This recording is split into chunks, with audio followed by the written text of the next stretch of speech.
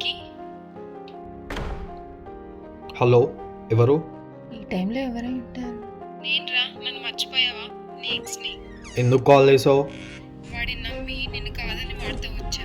వాడు నన్ను రోజు కొడుతున్నాడు, సరే చూసుకోవట్లేదు. ఇది నిజమైన ప్రేమ అని తెలుసుకోలేకపోయా.